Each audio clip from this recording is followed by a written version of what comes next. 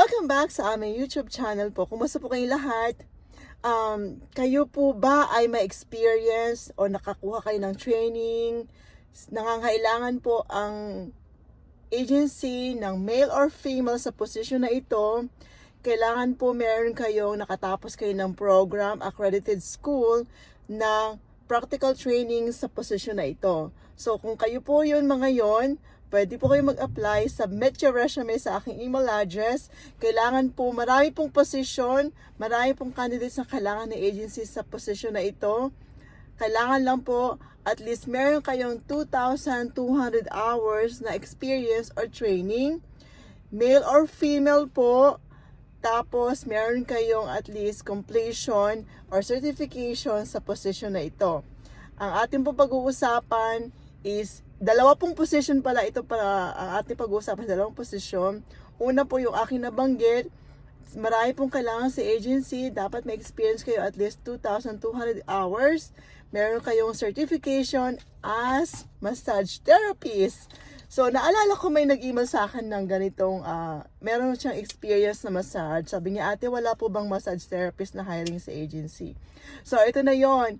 Kung naalala mo ang iyong email sa akin, kailangan ko kasing hanapin sa dami ng emails ko, send your resume again and forward ko sa agency right away. So, marami pong kailangan na candidates si agency. So, submit your resume sa makakilala nyo na merong experience, na meron silang certification, kasi kailangan po talaga certified na massage therapist ang kailangan. And submit your resume sa aking email address, mavelfrias14@gmail.com. And guys, another one po, kailangan ng agency, urgently needed po, kung kayo po ay ma-experience as a cook for Asian food, submit your resume again kasi kailangan po namin ng cook this year as soon as possible po. Submit your resume, experience with Asian food cuisine po ang kailangan ng agency.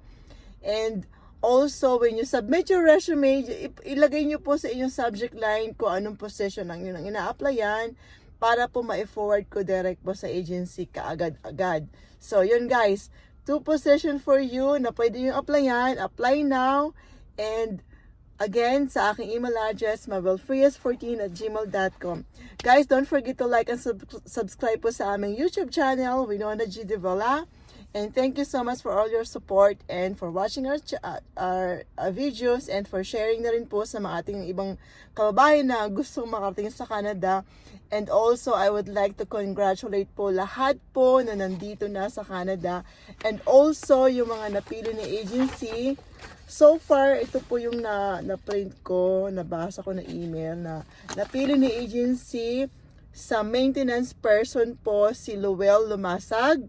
Congratulations sa iyo, Well. Sana makatanggap kayo ng email. Kung nakatanggap ka naman ng email, send me your email, send me the confirmation po ng email sa agency para ma-verify ko po.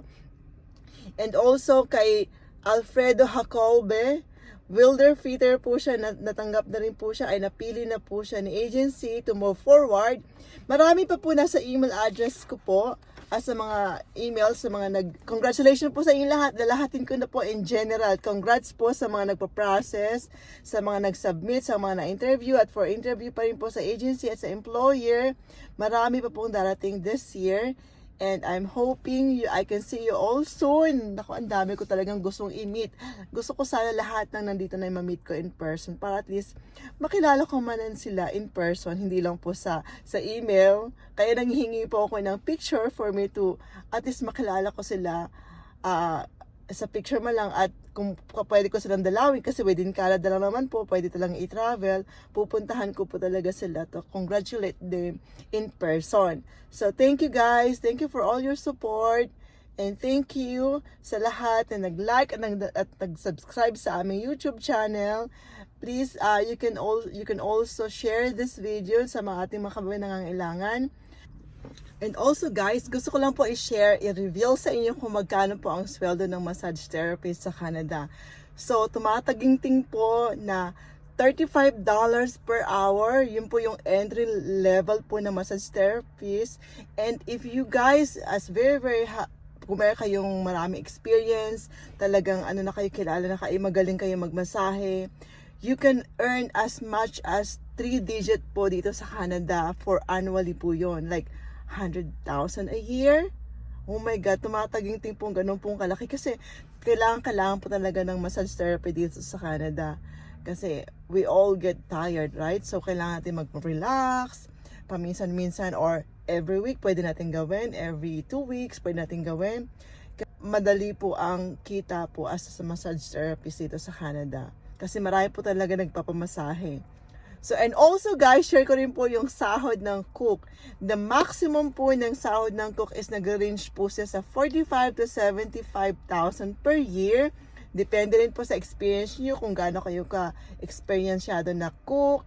So, yan po guys ang inyong inaantabayan na maging sweldo nyo kapag po kayo nakapagtrabaho dito sa Canada sa mga position na ito. So, sahod reveal. Yan po ang massage therapist and cook. Kaya guys, submit na your resume as for massage therapist and the cook. Check out nyo po. Kailangan po Asian cuisine experience po ang kailangan ni agency for cook. And for the massage therapist po, marami pong kailangan sa agency. Kaya don't hesitate to send your resume right away para po ma-send na po natin kaagad sa agency.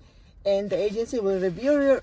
Oh, guys, i-remind ko lang po pala. The agency will review your resume. And kaya nga, ako ang first nag-review. And then, forward ko sa agency. Then, the agency will look upon and check kung sino po yung mga prospect talaga na candidates na pwede mag-move forward sa position na iyong ina-applyan. So, yun guys. Thank you. Yan po ang aking update today. Sana po, may mga successful na ulit na candidates na ating makababayan na pwedeng mag-apply sa position na ito. Massage therapist po and cook. And congratulations sa lahat. Welcome to Canada sa mga dumating na. Thank you so much. Bye for now.